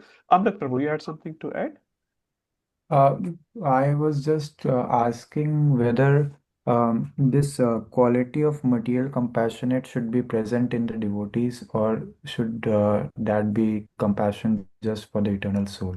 Okay, as I said, ultimately it should be for the eternal soul. I'll give you an example from Srimad Bhagavatam. Maharaj Bharat was compassionate towards the baby deer. I'm sure you all know that story. Was it good or bad? He was drowning in the river. A baby deer just lost the mother. Mother is gone. Baby deer, a little a boy or a girl, whatever it was, just taken birth. Maharaj Bharat, a devotee watching, he's doing his chanting Hare Krishna, Hare Krishna, Hare Krishna, Krishna Krishna, Hare Hare, Hare Ram, Ram Ram, Hare Hare. What will you do, Amrit Prabhu? A I'll little, save him. huh? I'll save the deer. You'll save it. It's a material compassion, Prabhuji. What will you say to me? I don't think is okay. Sorry, I'm just not arguing with you, but Yeah. It is material compassion, but you're just saving a body, Prabhuji. You're not the body, you're the soul. You're chanting Hare Krishna. Keep chanting Hare Krishna. Let him drown. What will you say? I'm sure you should have arguments, Prabhu. I cannot let that person lose his chance in this life. Okay. Whatever. You're going to make him a devotee, Prabhuji? You can't even speak your language. The deer is going to chant Hare Krishna tomorrow. You can bring him to the temple. But by the association, it can get something. Okay, good. Getting there. Move. Good. Okay. So I'll shortcut. Saving or helping. This is saving a life. Helping anyone. If you're chanting Hare Krishna and someone is in real need and you're not a devotee. Just forget it. Honestly, your heart doesn't have compassion. A Vaishnava is par dukhe dukhi. Nowadays is completely ulta. Par dukhe sukhi. And पर दुखे इंसान देखो अपने कर्मों को भुगत रहा है. A Vaishnava is not like that. A Vaishnava is always पर दुखे दुखी, and पर सुखे सुखी. आजकल तो निज सुखे सुखी पर दुखे Sukhi. Anyway, so he was a Vaishnava, so he should have shaved, and he did shave. That was a very nice act as a Vaishnava. But keeping him at home and constantly worshipping him like Vishnu, he forgot his worship of Vishnu, he forgot to chant, he forgot to do puja, and then he's sort of worshipping him like a own baby. Was that a correct step? No. In his devotional life, that wasn't correct. So saving a baby deer or saving anyone like that, if some hungry person is there, you must do something, whatever you can do. You can offer 1 rupee, offer 1 rupee. That's not the point how much. The point is you should do. And if you cannot do anything, what you should do? Shastra says, at least you should have karuna. Karuna means you should have compassion in your heart. You should pray to Lord Vishnu. I cannot save all these animals who are getting slaughtered. Sometimes you see a truck. You go on the road and you see a truck and you know what's inside the truck. I always pray to Lord Vishnu right there for those animals who are in that truck. I can't do much than that. But you must pray. You must pray. If you don't pray, then you're a hard-hearted person. So your heart should be very, very soft. So that's the first thing. But you cannot ignore your puja. You bring a baby deer home and then you forget your puja. And that's not very nice. So that's what it says here. So yes, we should have compassion in our heart and we should have a lot of compassion, but ultimate compassion is I can feed this beggar, for example, I can give a meal, I can give, two chapatis to him, that's very nice and he should give him prasadam. But after the meal is over, after 3 hours, he'll be hungry again. So we should teach him some Krishna consciousness as well. One time, one person came to um, Gautam Buddha ashram. So his disciples, some disciples were there. They started preaching him, and they're preaching. And finally, they got fed up with the preaching, and this person wasn't interested. And they got him to Gautam Buddha, who was also in the ashram. And they said, "We've been preaching him for so many hours, but he's not understanding anything." Gautam Buddha looked at this person and said, "Feed him prasadam. Give him prasadam. He's hungry." So first, if your stomach needs some prasadam, take prasadam. Bhooke पेट भजन ना होए Gopala. Everyone understand that? Okay, भर पेट के करो. हम तो भर पेट के भी नहीं करते. After eating prasadam, you do bhajan. Without prasadam, you cannot do. But I'm sure, in this country, by Gopinath's mercy, everyone has too much actually. The problem is not having, problem is having too much. So, Amrit Prabhu, short answer, you should have compassion. This is the quality of a Vaishnava. But that compassion should ultimately lead for his liberation. And if you cannot do something, at least you should not stop. If a man is doing it on swimming in the pool, if you jump the pool, that's very intelligent. Yeah. You don't know swimming. You can't save him and you can't save yourself. So you should not drown. Is that okay? Yes, thank you, Prabhu. Okay, thank you. Acharya Nishcha Prabhu or Quick, Mataji? quick question, Prabhuji. The question part, sometime now it happens that you want to show the compassion in the material sense that, giving a $20 or a voucher or something. And now it stops me to give it, like, say, what if he goes and buy a meat from that? So, Yes, that's the right thinking, Prabhuji. See, because you're not helping a desperate, needy person. So yes, you're right, and also for that reason, here at least, I don't give open donations like that. So there we give Lakshmi to Gopinath and related projects to Gopinath. Yeah. But see what the situation is. You're somewhere, someone is desperately hungry or he needs something and you have it, right? You have the samartha, you have the capacity. Help him something. Help him something. If you don't do something, you just walk out. I don't think so. You'll be comfortable, Prabhuji. But that thinking is correct. And if there's an opportunity that this person is not going to die without my, $20, something like you take a decision based on the situation. But the principle of compassion and principle of Krishna consciousness should be maintained. Okay, Meera Mataji. Hare Krishna Babu, Hare just one Krishna. question. When you say having compassion, okay, for example, in terms of making a donation on, we do not know how it is used, but do we need to keep that into consideration? Like, Absolutely. but then you are doing it out of a good will. Yep. I mean, regardless of the other person having non-veg or veg out of that money, does that Yep. impact you Suppose, anyhow? Mataji, just an example purposes. You give $20 to someone, and he buys a gun from that money, and he Okay. shoots someone. If you didn't give him $20, he will not be able to shoot that person. So do you think, suppose you came to know that with that $20, I don't know if you can buy a gun in $20, just an example purpose, and he killed that person. So you became the source of that money. In 18th chapter, we'll read there are 3 types of dan, donation. One dan is done in mode of goodness, one dan in mode of passion, one in mode of ignorance.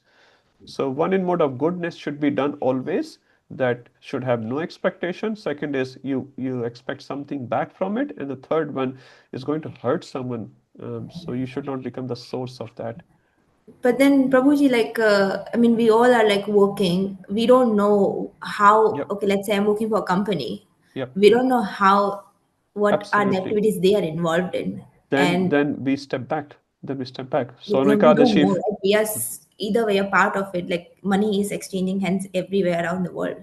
yeah, so you cannot stop it fully, but whatever is in your control, you use your intelligence. You cannot stop fully. Yes, I agree with you. This whole material world, so much contaminations are there. In 18th chapter, I think 18th verse or 19th verse is there. It says, Krishna even says that this world is full of sadosham. Sadosham means it has faults. But what you can do in your influence, we try to do that. If I have $20 and I'm not sure how this person is going to use this, he's going to buy a bottle of alcohol and he'll say, thank you for giving me this $20. I will not give him $20. Right, I agree. So intelligence should be used while you are doing what you can do in your control. Like my mother used to say, we don't know like how, I mean, whenever we donate anything, we don't know how the other person uses it for good or bad purpose. And she always used to say that whatever you earn, donate a certain part of it to the temple. It helps to cleanse out your bad karma. 10%, it says in Shastra, at least 10% of your earnings should be given to a place, in this case a temple, where the money is properly used for the ultimate purpose, because that purifies your wealth. Suppose you earn $100, so you must give, as per Shastra, $10 at least. At least, so that your $90 purified. Otherwise, Prabhupada said you'll get greed. Suppose you don't give out even $1, you'll become very greedy. The principle of donation should be maintained, and where you give, that's also very important. You give should be a sadhu for Krishna conscious projects. There are so many places where you can utilize our money and get purification and blessings. Yeah. Okay, thank you, Mataji. Krishna Vallabha Mataji.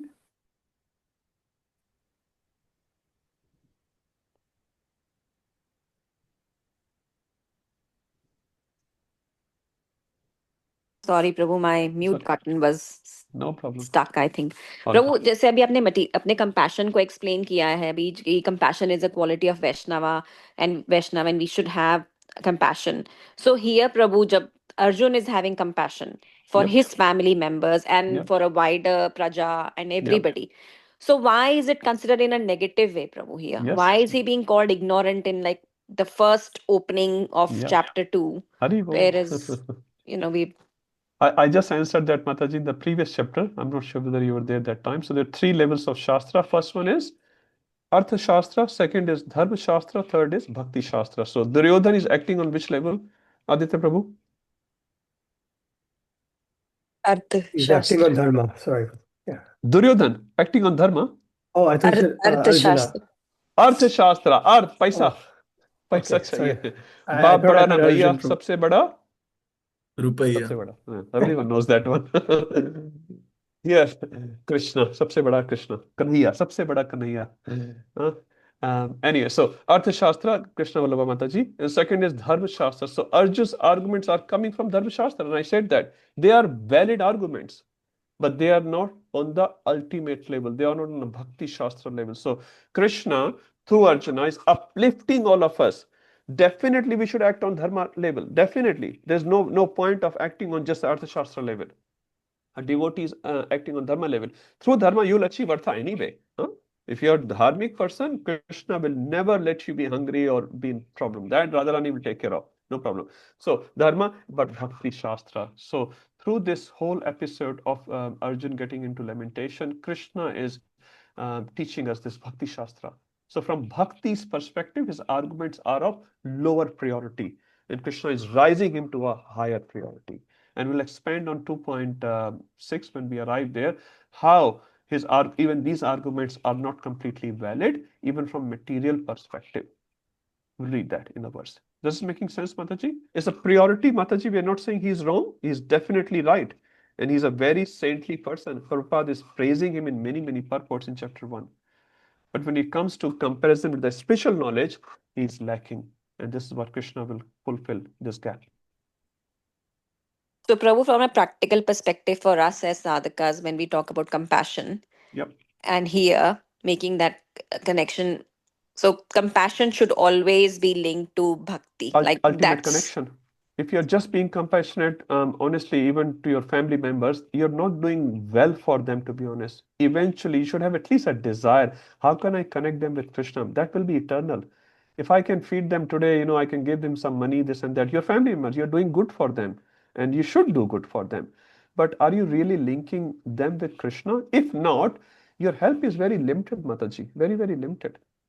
So ultimately, now today someone is hungry, and obviously you have to feed him prasad. Huh? If someone has come to your house and Mataji, I'm very hungry. Prabhu, read Bhagavad Gita. Mataji, Bhagavad Gita is okay, but I'm hungry. Can you give me a glass of water? Nahi, Prabhu, you're not the body. Now that doesn't make sense. So you feed him whatever you have that time, And then after that, Prabhuji, maybe you can read 15 minutes Bhagavad Gita as well. So eventually our connection with devotees as well is based on Krishna, not just material level. So material level, as I said, immediate level needs, you have to fulfill your tummy, you have to pay your mortgage and all that. But eventually that's not the purpose we are living for. We are living for Krishna. At least we are trying to live for that purpose. Huh? Okay, Utkarsh Prabhuji. Hare Krishna, Prabhu. Hare Krishna.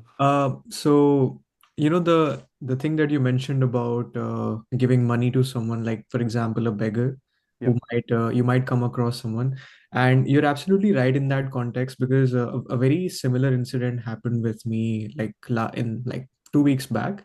I was on Central Station and I was sitting outside. I think outside a cafe, and a guy came like mid 60s, and he came and asked me that, do you have $5? I want to buy dumplings. Now I'm not like, okay, even I know that you can't get dumplings in $5. Okay, dumplings, they're expensive, right? Like you would have to go to a restaurant and get dumplings. Like nobody can give you $5 dumplings. So I told him that, you know what, I don't have like physical money, so let me buy you some fruit or some like hot beverage instead. And he instantly yelled at me that no, I don't want it. And I even insisted because I genuinely thought he was very hungry. But he's like, no, if you have $5, then it's okay, otherwise and then he just ran away. Yeah. And that kind of reinforced my understanding why it's not good to give money to people, because the only thing that he could have gotten with those $5 is just a pack of cigarettes. Yeah. So That's a very nice example. Yeah. I Many agree. times in Yeah. Sydney, at least, I have come across many people like that, and my answer is no. Simple no. What to do? Radhanath Maharaj says something on that very nicely. He said, You don't give them money, give them some prasad." So one time Radhanath Maharaj was traveling, his servant telling the story. So he was traveling in a car from A to B. Anyway, he always tells his driver, and there's only driver in the car and Maharaj in the car, in this instance at least. So Maharaj always tells the driver, please keep some prasad in the car. In India, and red light, some beggars, boys or girls, they will come and they'll ask or something. And Maharaj always like to give them something. So he told his driver that please keep something in the car. So if someone comes, I can offer him something. So saying no doesn't look so good. Anyway, so driver kept forgetting. So this time again, Maharaj was going, driver was there. So car stopped on a red light and someone knocked the mirror, the window. So Maharaj said, do you have anything? And he said no. Maharaj was very upset at him. When he came back to the destination, he said, next time if you don't carry prasad, I'm going to take your shirt and give it away. The servant was sharing this later on. So basically the point is, Maharaj, I want to give.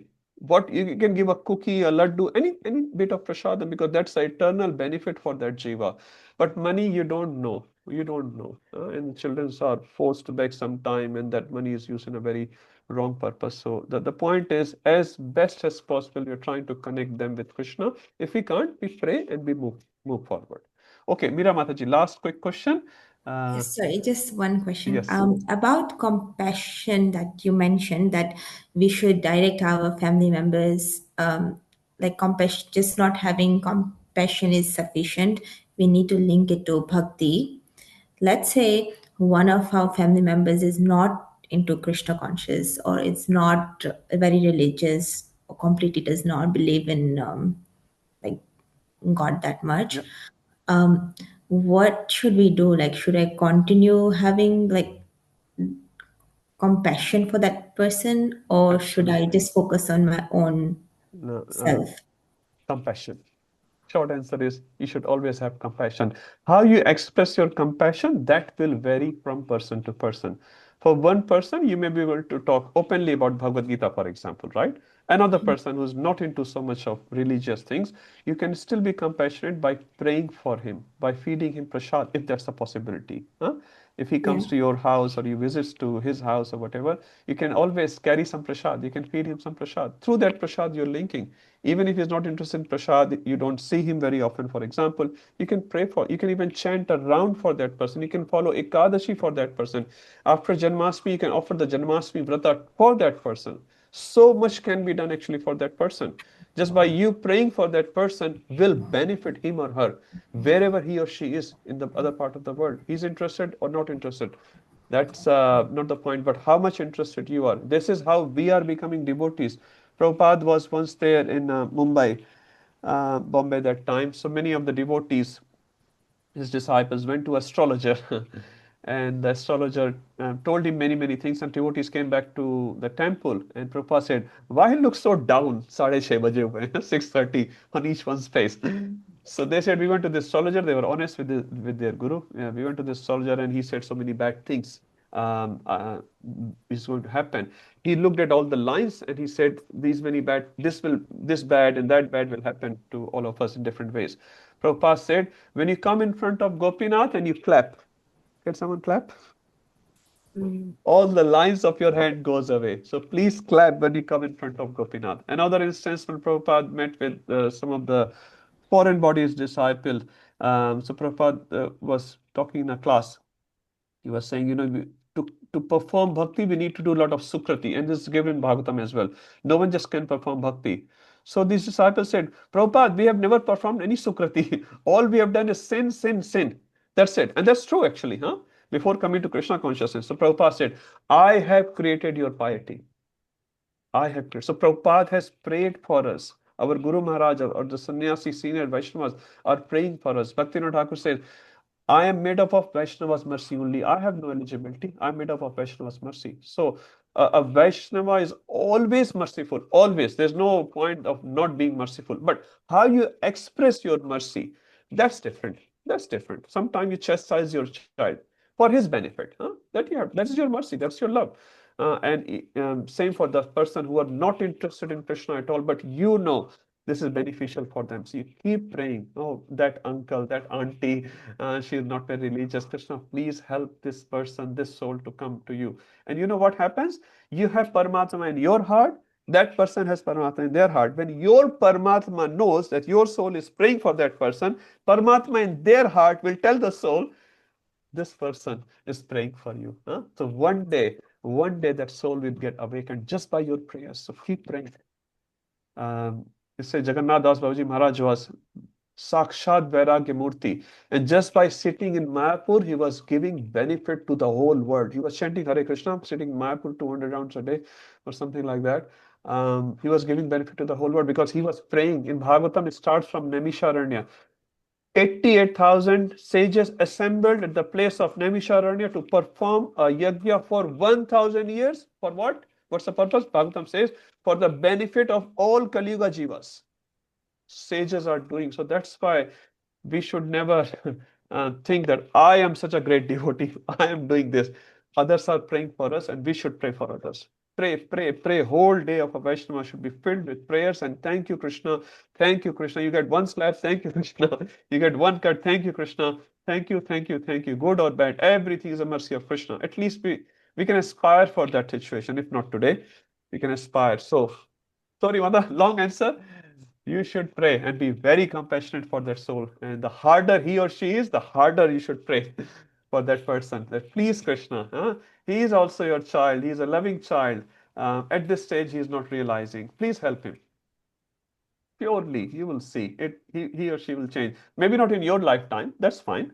In the next lifetime. But your prayers will never go in vain. Never. Even a single prayer goes in vain. Prayers are extremely powerful. Extremely powerful. Keep praying, keep praying, keep praying.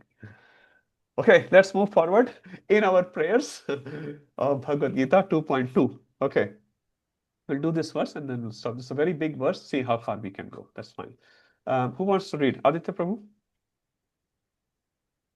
Shri Bhagavan Vacha Kutastva Kashmalam Idam Kutastava Kashmalam Idam Vishame Samupastitam Vishame Samupastitam Anarya Jushtam Ashvargyam.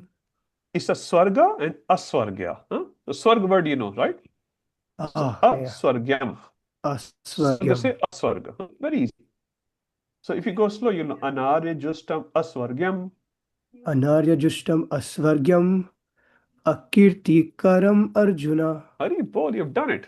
Good on you. Okay, translation. The Supreme Personality of Godhead said, "My dear Arjuna, how have these impurities come upon you? They are not all befitting a man who knows the value of life. They lead not to higher planets, but to infamy." Thank you, Prabhuji. So this verse is actually very big verse. If you look at Prabhupada purport, it's huge purport. Beautiful purport, beautiful. Please read if you have not read as yet. First thing first, this is the first verse in Bhagavad Gita, which is fully spoken by Krishna. So in the first chapter, which verse was there? 125. 125 was there. A part of the verse was spoken by Krishna. This is the first verse in Bhagavad Gita. Now, two verse Krishna will speak, 2.3 and 2.2 and 2.3. This is just a beginning. This is not an instruction. This is acharyas are calling it pep talk. Pep talk means, your friend is down. You say, "Arey yaar, come on, you can do it." Sometimes it's called pep talk. We're not instructional to that person yet. So here, in response to Arjuna's situation, Arjuna's question so far, Krishna is going to give him a pep talk. First verse in Bhagavad Gita, fully spoken by Krishna. And in this verse, Krishna is surprised. Krishna is surprised. Why is surprised? You are Arjun. You are in a battlefield. Everything is arranged. The Shankhas is being blown. Army is after Shankha. Anytime you can say, attack, Akraman. And here's the Akraman. Now at this time, and I've heard analogy, not my analogy. I'm just putting a disclaimer here.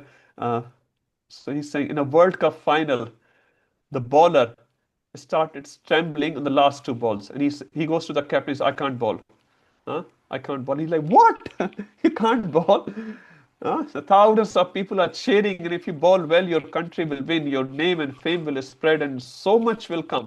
And you're saying you can't bowl. This is what Arjun is doing. This is a final battle of his life, practically speaking. And he's saying, "I'm not going to fight." And Krishna is like, "Come on. How come kutastava kashmalam idam?" So he used two words in this verse. So kutastava means kahan se, where coming from. Kashmalam. Kashmalam refers to mala. Mala means gandgi, dirt. Kashmalam, this dirt has. So here dirt does not refer to a physical dirt. His mind is contaminated. A Kshatriya is supposed to fight. And this Kshatriya is saying, "I will not fight," which is the most important battle of his life. Krishna is personally present there. And he's saying, Vishame Samuparsitam. In this crucial time, this Kashmala, this Mala, this dirt, this weakness has come in your mind. Anarya, this is Anarya. Now, Arya word we all know. This is a big history behind that. I'll keep it short. So, Arya refers to a person who knows the spiritual knowledge. Now, this is a Vedic definition. In today's definition, this Arya Samaji, this and that. We are not talking that. That's very sort of mundane and incomplete definitions. Real Shastric definition, Arya. Arya means a civilized person. Who is a civilized person? Not that who wears a coat and tie and cigarette in his hand. No, civilized person, one who knows the distinction between body and soul. Simple as that. If you don't know distinction between body and soul, no matter how rich you are, how beautiful you are, how skilled you are actually Anarya. So Krishna is telling Arjun as Anarya, you are uncivilized. Now Arjun was a very great warrior coming from a great dynasty, a very great person, great leader. He's been called as Anarya. It's not very nice, but Krishna is saying, this is Anarya, this is uncivilized.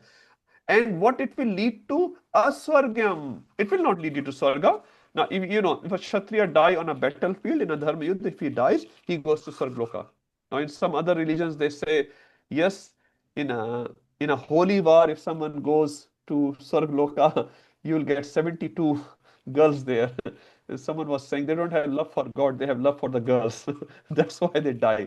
Now, that war is also not holy. That's another discussion altogether. But the point here is, in different religions also you see that. If you die in a holy war, you go to Swargloka. Vedic culture also talks about 237, you'll see the same thing. Hatava prapsasi Swargam. Krishna talks about Swargloka, couple of verses in the second chapter. So he's saying, if you behave like an Anarya, uncivilized man, you will not go to a good destination. So it doesn't befit you. You're Arya. First thing is a rhetorical question. So first thing is you're Arya, you're civilized. Don't behave like an Arya. You come from a good dynasty. Behave like that. Don't behave like an uncivilized man. Then this behavior will lead to Aswarga. So after life, you will not go to a good destination. What happens in this life right now? Akirtim. People will call you coward. Suppose Arjun walks out. from the battlefield, what Duryodhana will call him? A compassionate person? Tell me, very honest. Just visualize Mahabharata in front of your eyes. Giriraj Prabhu, what do you think? Duryodhana is going to say, अरे अर्जुन कितना कितना compassionate आदमी है, क्या बोलेगा Duryodhan? What do you? Never, he will never say हाँ that. यार, युद्ध देख Because, के डर के भाग गया. because you already made the statement, Prabhu, who is materially like deepen into the possessions, they will never have a compassion for anyone else. Yes, yes. And we see it in our material world also, Prabhu, Yeah. with our colleagues, with our Yeah. bosses, and Sometimes they make fun of you. Look at this. always, Prabhu. ये घास फूस वाले खाने वाले आ गए. Yeah, they say vegetarian, uh, Yeah. vegetarian biryani is not a biryani, is a pulao. So It's a that's the very pulao. common thing you hear. Okay.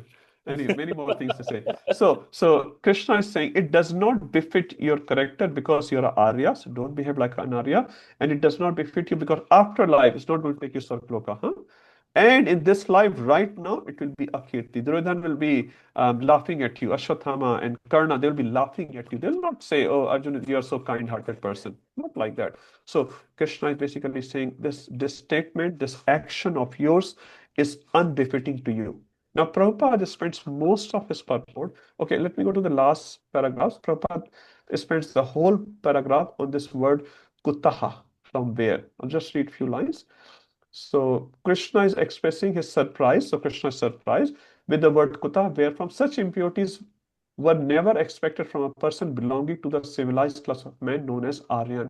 The word Aryan is applicable to the person who know the value of life and have a civilization based on spiritual realization. So we cannot call anyone an Arya. I know in Germany there are some Aryas and this and that. No, that's not the correct definition of Arya. Huh? But the link is there from the Vedic culture, definitely. The link is definitely there. People not follow it. That's a good thing. Now, rest of Prabhupada spends on this word because this is the word used in Bhagavad Gita so far for the very, very first time. Shri Bhagavan Uvacha. So Krishna is being referred as Shri Bhagavan in Bhagavad Gita. So Prabhupada gives many references from different books. So let's read very, very quickly 2 references from Bhagavatam. They are very, very famous. And if you could remember these verses, at least read. So 1 to 11 here. This is a famous verse. Prabhupada will quote it again and again in Bhagavad Gita as well as in Bhagavatam, that absolute truth has 3 layers. I'll read the verse first. Vadanti tattvavidas tattam yajagayanam advayam brahmeti paramatmeti bhagavan iti shabde. So absolute truth can be understood in 3 ways: Brahman level, Paramatma level, and Bhagavan level. So this is the fullest understanding of the absolute truth as Bhagavan. Brahman level is also correct, but it's incomplete. Paramatma is also correct, it's incomplete. And Bhagavan is the most complete understanding. We'll talk about these terminology throughout the Bhagavad Gita as well. Another verse Prabhupada gives, why Krishna is the Supreme Personality of Godhead. Again, the very, very, very, very famous verse of Srimad Bhagavatam. This is called Paribhasha Sutra of Srimad Bhagavatam. This one verse, Jiva Goswami says, is the commander-in-chief of the whole army of 18,000 verses of Srimad Bhagavatam. I think every devotee should know this verse. Ete Chanchkala Punsha Krishna Stu Bhagavan Swayam. This one here. This is 1.3.20. Another reference Prabhupada gives, 5.1. This is the Brahma Samhita. Everyone knows this verse, I guess. All ISKCON devotees are taught these basic verses. Ishvara Parama Krishna Satchidanand Vigraha Anadiradir Govinda Sarva Karan Karanam. So we are all Ishvara, but Krishna is Param Ishvara. He is the Supreme Personality of Godhead. So there are different verses Prabhupada gives just to prove this person who is speaking is not a normal person. He is Bhagwan, and not just the Bhagwan. Sometimes you'll see Bhagwan, but also used in many, many incarnations. Sometimes we also call Bhagwan Vedavyas, Bhagwan Narad. That's also correct. They're carrying Bhagwan in their heart. But the Bhagwan, Swayam Bhagwan, is Krishna. So Prabhupada proves Krishna is Bhagwan, and Krishna is surprised that how come in this particular crucial situation, this mala, weakness, have come in your mind. Now, what he will say next, we'll discuss next week. If you have any questions, just please make a note of it. Today, we went a bit longer QA session. Next week, probably we'll cover more verses. That's fine. Where is our Yash Prabhuji?